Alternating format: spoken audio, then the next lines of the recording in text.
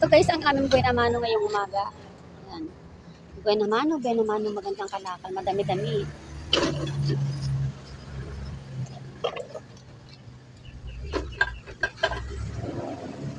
So, halo-halo siya, may plastic, may lata, at saka may mga bakal. So, ito guys, mga piyesa, ito na bisikleta. Ay, preno. Ayan. Meron ano sa labi? Oh. Ay! Akala ko hindi ko dala. Akala ko hindi ko dala yung aking salamin. Ito guys, yung mga pinagpalitan ng piyesa sa bisikleta. Kasi yung may-ari kasi nito guys, itong aming ay may tindahan sila ng bisikleta. Ayan. So ito pa, madami yan.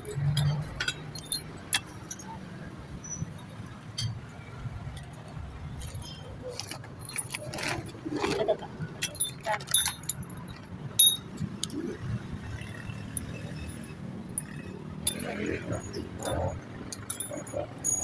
Meron kasi sila guys na tindahan ng bisikleta. Ito yung kanilang pwesto guys. Ayan. Yan. Ito yung kanilang kanilang pwesto. So kapag may nagpapalit sa kanila ng piyesa, naiiwan dito yung mga Ayan. Kaya nakakaipon sila ng mga lumang piyesa ng bisikleta.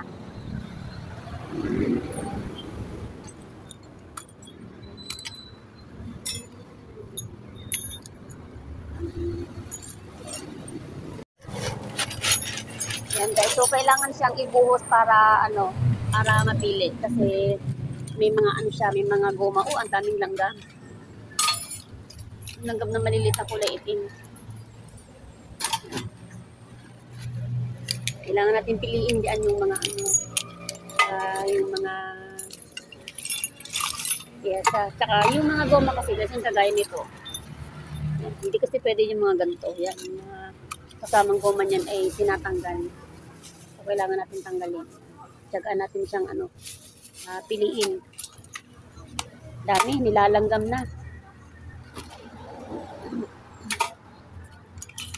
So, sila, once a year lang sila guys kung magbenta ng kanilang mga kalakal. Talagang iniipon muna nila. So, tuwing may bibili ng pyesa sa kanila, dito na rin nila pinapalitan sa kanilang pwesto. Yan, tapos yung mga pinagpalitan, yung mga serang pyesa na pinagpalitan, iniiwan na yun sa kanila guys. Kaya, ayan, nakakaipon sila. So, dagdag din yun sa kanilang income.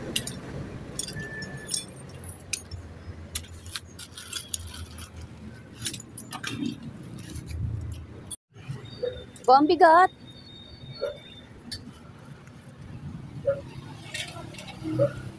Ang bigat niya guys. Ilang kilo din niya. Ayan pa.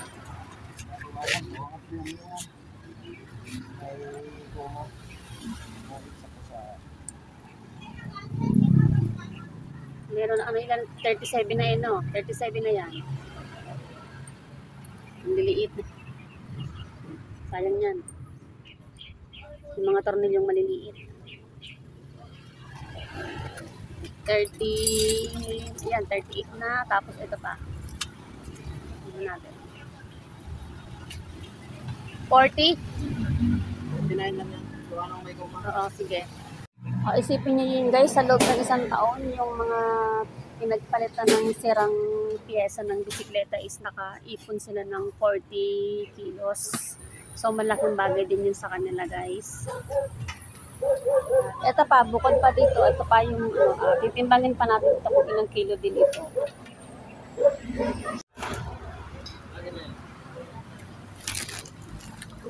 Ito pa. Ayan. So, meron 12. 12 kilos. 12 kilos. So, ito na guys. Meron na tayong buena mano. Kaya, punta na naman tayo sa ibang lugar. At doon na naman tayo maghanap ng pandagdag dito sa nabili nating buena mano na kalakal doon sa pwesto ng bisikleta sa kanilang shop. Bike shop na yung tawag doon. Yan, ang ganda-ganda ng panahon guys. Kaya ang magandang maghanap buhay. Pag ganitong maayos ang panahon at hindi umuulan. Ito yung aming panahon ng pakipagsapalalan sa hanap buhay sa pamimili ng halaman. Siyempre, wala tayong kasiguruhan mga madlang people kung tayo ay makakarami ba o ano gano'n. So ano lang talaga. Talagang tao ay sa palaran lang talaga yan. Ang palaran lang talaga kung nakakabili tayo ng maraming kalakan o hindi. Ayan. Nasiraan pa kami guys ng aming motor.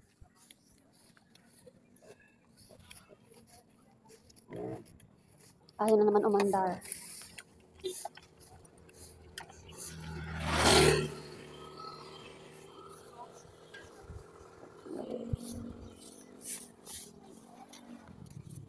So, di malaman kung anong sira nito kasi bigla siyang tumigil.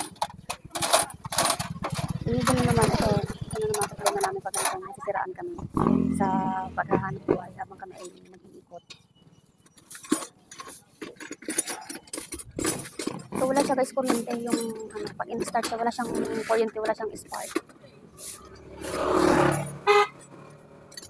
So, ito na naman yung makakaabala sa amin ng ganito pagka kami ay nasisiraan.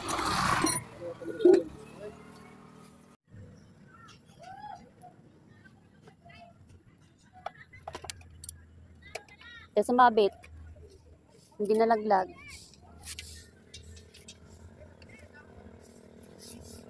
So, ayan, guys, sinusubukan ng sa may susian baka daw ang sira niya ay dito sa may susian kaya ayaw niyang umandar. Kasi yung battery naman ay okay naman siya, malakas naman yung kuryente ng battery. So, dito lang sa susian, hindi siya, wala siyang spark, hindi siya guys, ayaw umandar. Sana dito lang ang nito, makaya pa siyang maayos. Kasi malakabala na naman sa amin ito. Ayun.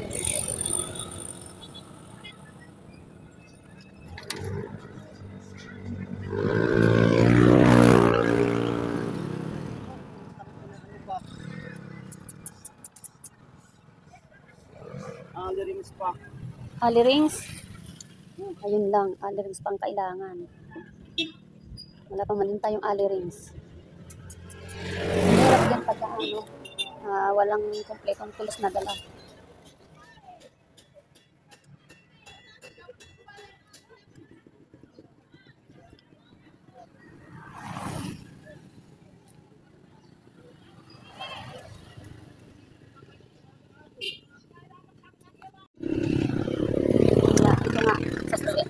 Sa susian nga. Kaya lang walang patayan na to. Uwi muna tayo. Walang patayan to, hindi mamamatay to. Papalitan natin ng susian.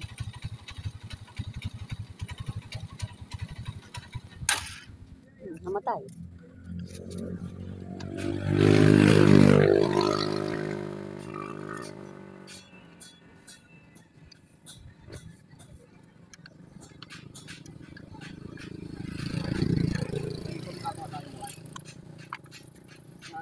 Magpaparapalya na rin talaga dito eh.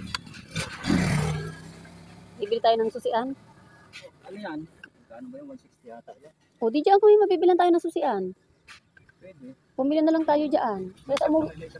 Kaysa umuwi pa tayo. Kaya lang, magbabayad ka pa. Ako na lang nagkakabit nito eh. Hayaan mo na magbayad. Hindi ka naman magbabayad ng libo niyan eh.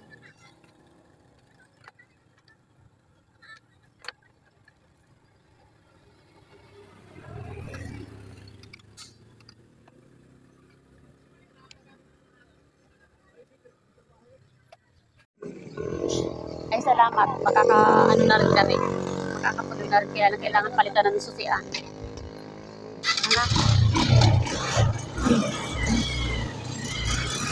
Ay, thank you Lord. Buti na na-remedyohan niya guys. Ilan pa yata.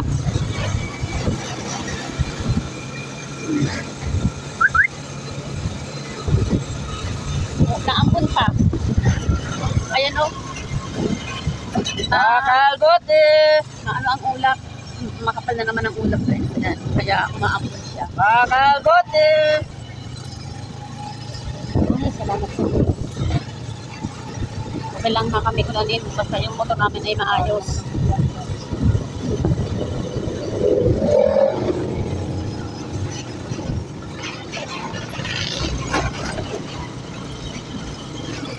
Makabote! Wala paano kabuti. Yan na, ito na nga eh. Ayun, natatakpan yung ano, yung Mount Banahaw, natatakpan ng ulap. Ito pala oh. Meron pala dyan na ano, paayusan ng ano, pag masiraan. Meron naman talaga yan. Nasiraan ng ano, ng motor, sasakyan.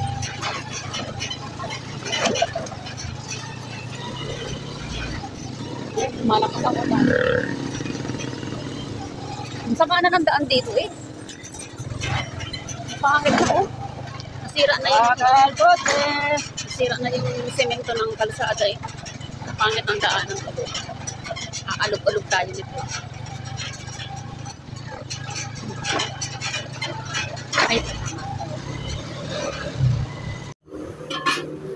nagutom ang aking driver guys, kaya kakain muna kami.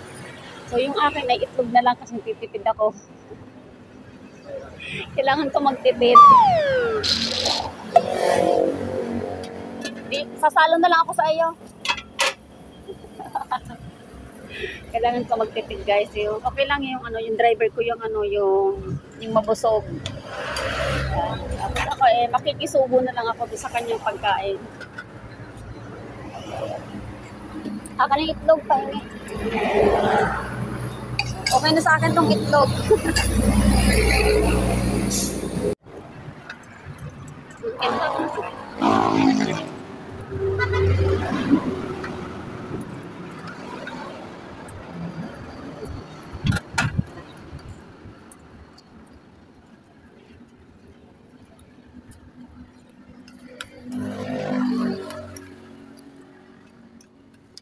Kalatin nga kuya. Nabitin pa siya sa kanin.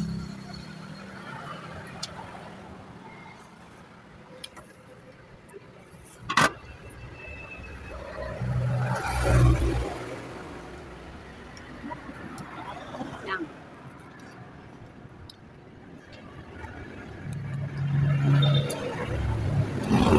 Tabo.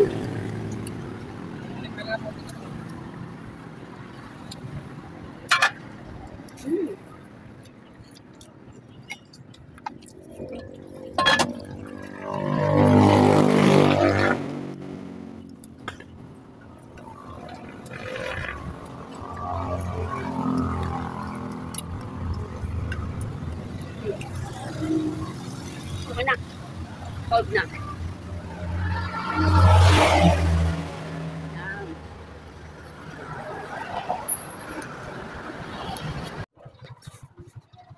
Tingnan natin kung anong meron dito. Ingat.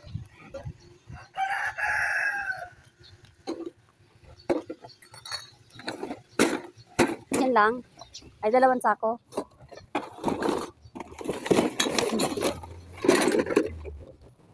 Bukan. Mga tupperware. Maganda naman ang kalakal niya eh. Mga plastic. Tupperware oh.